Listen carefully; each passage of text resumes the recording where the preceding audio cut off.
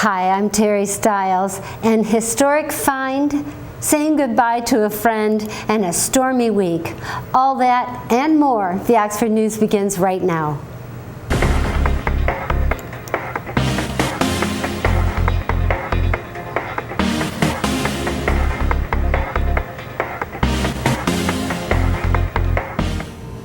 Bad news from Beaumont Hospital. No hospital for Oxford. On Monday, Beaumont Health sent Oxford Township the following statement regarding the court's denial of its Certificate of Need, which is also known as a CON, appeal. Beaumont took numerous steps to pursue building a new hospital in Oxford, but ultimately did not receive the required approvals from the state to proceed.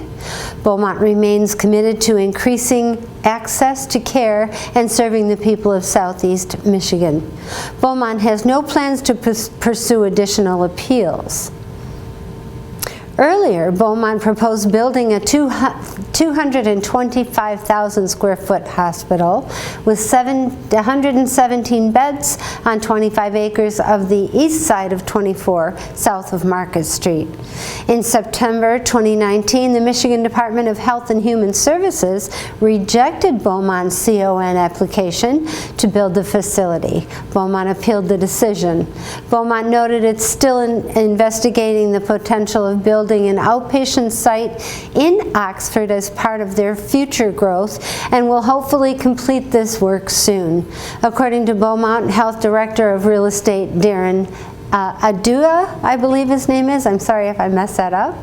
Township Supervisor Jack Curtis called the state of Michigan's unwillingness to allow Beaumont to construct a hospital in Oxford disappointing, shameful, despicable, and irresponsible, saying it's quite clear that the area growth is in dire need of a hospital. Curtis said right now the closest hospitals are in Lapeer, Pontiac, and Rochester Hills.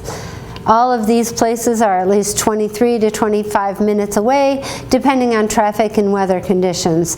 It's totally unacceptable, according to Curtis, especially when you have a loved one or yourself is having a medical emergency. Every minute counts when lives are at stake.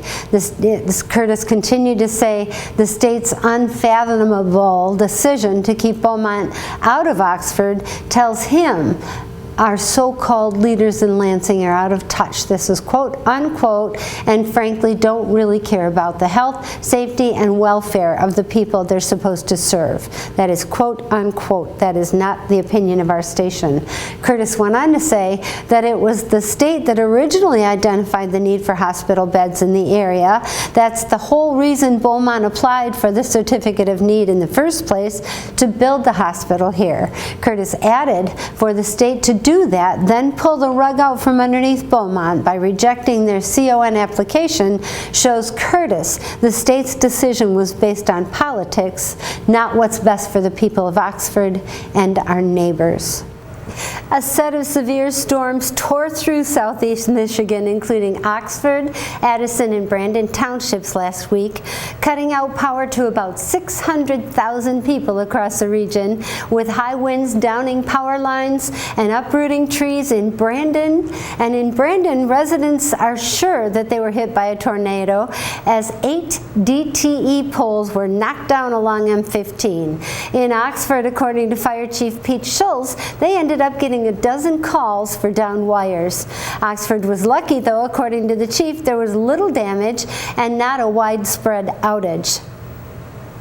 Congratulations go out to the Village of Oxford for once again receiving the national accreditation from Main Street America, Chicago region. Oxford was one of 12 Oakland County communities recognized by the Distinguished Program.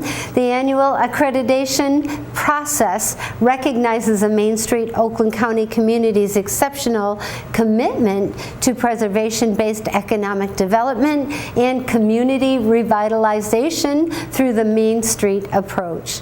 Each community is evaluated in 10 categories, which scores on criteria such as community support, historic preservation, mission and vision statements, having a paid professional manager, and ongoing training. Congratulations.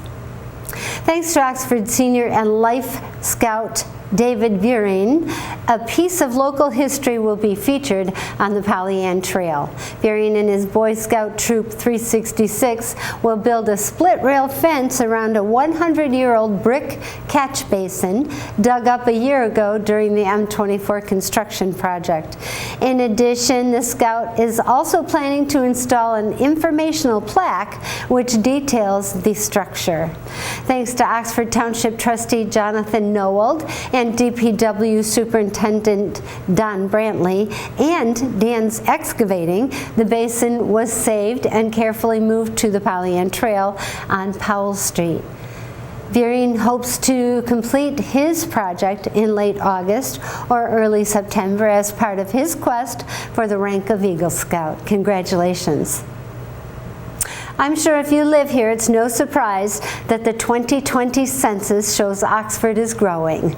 According to the 2020 U.S. Census, Oxford Township's total population, combined with the village, is 22,419 people. That's an increase of 1,893, which is over 9% over the last 10 years. The township population, not including the village, is nearly 19,000, which is up from 17,000 in 2010, and the village population is nearly 3,500, which is up by about 60 people from 2010. Of course, that's because it's such a great place to live. We all know that Summersaw Community Garden started at Seymour Lake Park, and it fed several families who attend free meals. And whether that was the inspiration or not for Amanda Forgy, the Lake Villa resident is exploring the possibility of starting a community garden for those in need at Lake Villa Manufactured Home Community. Last week, Amanda contacted Free Meals Administrator Connie Miller and Township Communications Director CJ Carnacchio to find out about the Seymour Lake Township Garden and how it got started, which began from a grant from Fork County Community Foundation. If anyone is interested in supporting Amanda in her effort to bring a garden to Lake Villa Park, you're encouraged to email her at alforgie8, and that's the number 8, @gmail.com. Last week, the Township of Oxford office is one person shy as Campbell Geibel ended her very successful internship at the township offices. According to her co-workers, Campbell proved herself as a hard worker, team player, and an invaluable resource who will be missed. The 2021 graduate of Romeo High School, Geibel said that she's grateful to the township officials and employees for the roles that they played in her continued educational experience, and she learned a lot about local government. Geibel will continue her education at Florida State University, where she plans to study political science, but first she will spend a year studying in Florence, Italy. Much luck to you, Campbell. Addison Township library goers who participated in the summer reading program celebrated the summer accomplishment with a petting zoo, ice cream, and raffle for gift baskets. In keeping with the reading theme, Tales, 2 different spellings, Upland Hills Farm brought baby goats, chicks, rabbits, and lambs to put smiles on everyone's faces. According to Library Director Jema Berman, this summer reading program was a great success with a greater number of participants compared to last year, which is all about kids finding their place in books and a way for kids to go on vacation without having to leave the house. The added bonus is teachers are happy, parents are happy, and most of all, the kids are happy. Teen prize winner at the event was Owen Bolton, who won a basket with movie snacks. Susan Newman won the adult prize garden basket. Suzanne Euchre, I think is how you say that, and Heidi Pratt won baskets, and 4-year-old twin brothers John and Patrick Kennedy both won baskets. That must have been a fun event. Well, that's it for Oxford News this week. If you'd like to learn more about these stories and others, you can pick up a copy of the Oxford Leader newspaper or go to the Charter Township of Oxford Facebook page. I'm Terry Stiles. Thanks for watching Oxford News this week, where we bring your news closer to home. There's a hidden problem going on right now in our community. This past year has created tremendous financial stress on families. Many are having to make sacrifices they've never had to face before. Some are even going hungry. But there's also something amazing going on behind the scenes. Samaritan House, the Manna Food Pantry, Capax Kitchen, the Oxford Orion Fish Food Pantry, just to name a few. All of these organizations are powered by an army of volunteers, people who give of their time and their money and other resources so that their neighbors, our area families, don't go hungry. And Four County Community Foundation has been there, behind the scenes, granting these organizations money for equipment and supplies to make this happen for many years. But we realize there's more need than ever before. So today, we're announcing a new fund, Feeding Families Forever. This fund is designed to create an everlasting endowment so that organizations in our community have the resources they need to keep doing their incredible work. One hungry mouth, one meal at a time. Now we're asking for your help. If you're ready to step up and help support us and see that no one ever goes hungry in our area, just follow the link provided. And let's feed families forever.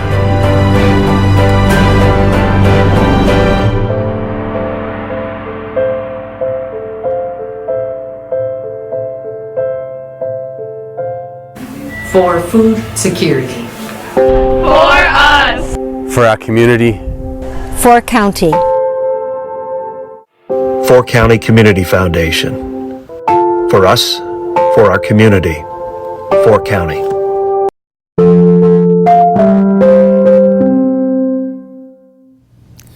Welcome to Auto Talk. I'm Dave Kenny, and these stories are taken from Automotive News. Stellantis is recalling more than 212,000 Ram vehicles from the 2015 to 20 model years because inflator end caps in the vehicle's airbags can detach or the inflator sidewall may rupture. In either situation, compressed gas can escape, which might send the end cap and or other parts flying into the vehicle interior and cause an injury or crash, according to documents filed with NHTSA.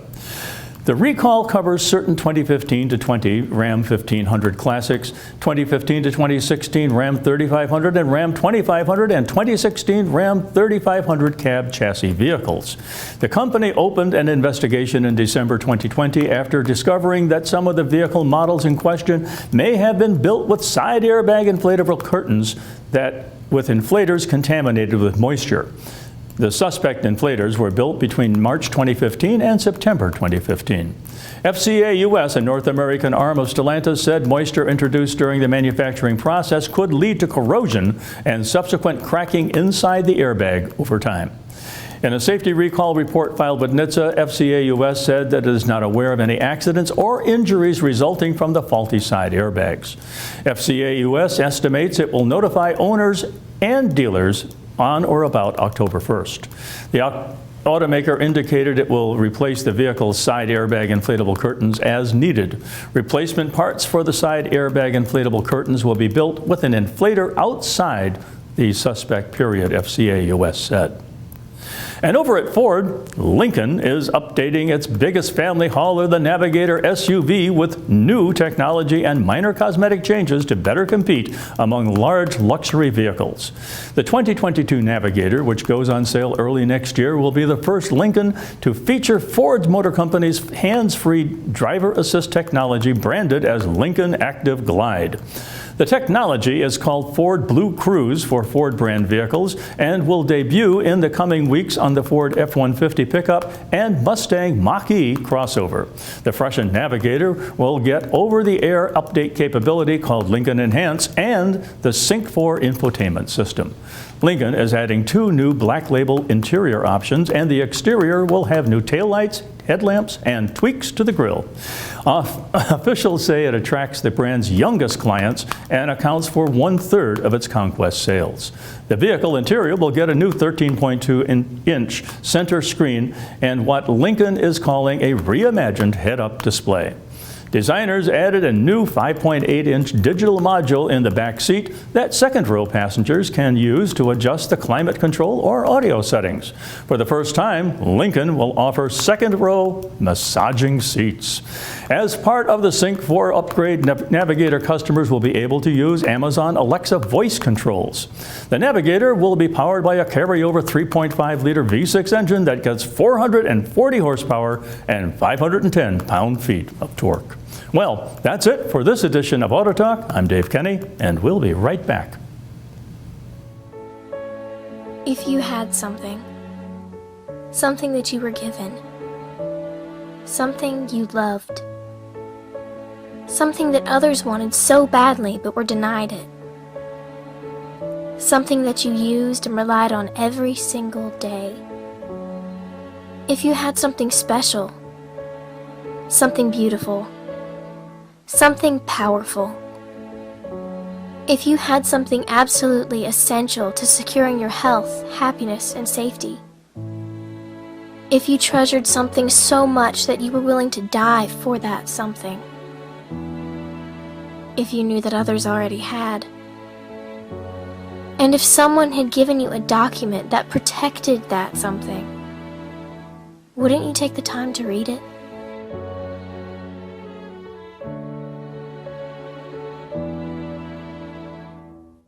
Welcome to OCTV Sports. Oxford Community Schools hired Tony DeMare as the district's new athletic director this month, filling a vacancy left by Jordan Ackerman, who left to become principal of Marta High School. DeMare earned a master's degree in athletic administration from Wayne State University and a master's in educational leadership from the Madonna University. He served as the athletic director for the Divine Child High School in Dearborn, Westminster Academy in Fort Lauderdale, Florida, and most recently at Bishop Foley High School in Madison Heights. During his career, DeMare has many awards in his career, including such as Introduction into Michigan Baseball Coaches Hall of Fame in 2014, State of Michigan Coach of the Year, League Athletic Director of the Year, and League Coach of the Year. While a Divine Child, he coached the school's baseball team to Division II state championships in 2004, 2005, 2008, and 2010. Tony, welcome to Oxford and Oxford Community Television. Now, OCTV is planning to air as many sports as that we can do this fall, starting soccer. The first game is on right now. Then we will video girls swim, volleyball, and of course, football. The first game for football is Friday, August 27th against the Romeo Bulldogs. The 2021 Oxford will reside in the OAA Red for the 8th straight season and will be joined by the Clarkston Wolves, the Lake Orion Dragons, Southfield A&T Warriors, Stony Creek Cougars, and the West Bloomfield Lakers.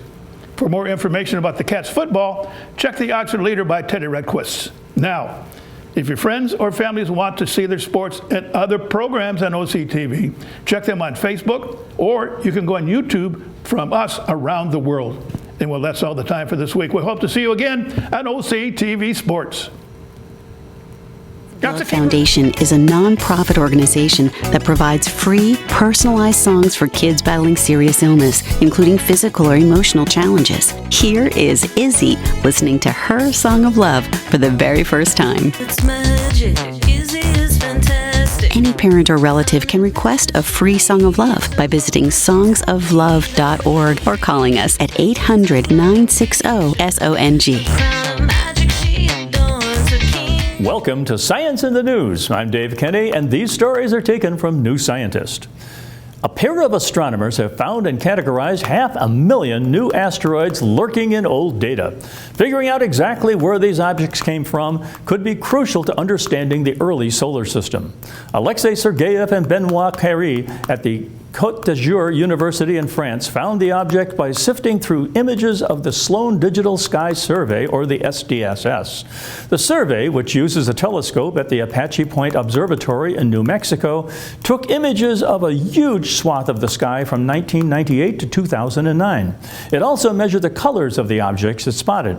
Sergeyev and Carey examined the images looking for fast-moving objects which could be asteroids or comets. They found more than 1 million observations of objects that we already knew about, along with 506,200 observations of objects not linked with anything we have observed before, most of them asteroids. The number of asteroids that hadn't been cataloged was surprising, says Carey. We were expecting maybe 30,000 or 40,000 more asteroids, and suddenly we had this monster catalog, he says. It was supposed to take a few weeks' work, and it turned out to be 1 year. The researchers used the color and brightness measurements from the SDSS to categorize the asteroids, as these properties reveal what their surfaces are made of. Now they are categorized, the next step is to figure out their origins. Understanding the distribution of these asteroids, not only their orbits, but also their compositions, gives you the key to understanding what happened in the solar system in the past, such as the planetary migrations that pushed them into the asteroid belt, says Carey. Continuing observations with other telescopes will allow researchers to find millions more, he says. In the meantime, these ones will have to be monitored to find out their trajectories, with the goal of both determining whether they are really new or have been observed before, and figuring out if any of them might be hazardous to Earth. In our next story, the U.S. will start making booster vaccines available on September 20th, health officials have announced. These shots will be offered to people who have had their second dose 8 months earlier, initially focusing on healthcare workers, nursing home residents, and older people who are among the first to be vaccinated. It's the best way to protect ourselves from new variants that may arise, President Joe Biden told reporters at the White House on August 18th. It will make you safer, and for longer. It will help end this pandemic faster, he says. However, the World Health Organization has urged rich countries and vaccine manufacturers to prioritize distributing vaccines to low and middle income countries before pushing ahead with third doses at home. Biden also announced that his administration would make vaccination of employees a condition for nursing homes to receive Medicare and Medicaid funding. Wow. Well, that's it for Science in the News. I'm Dave Kinney.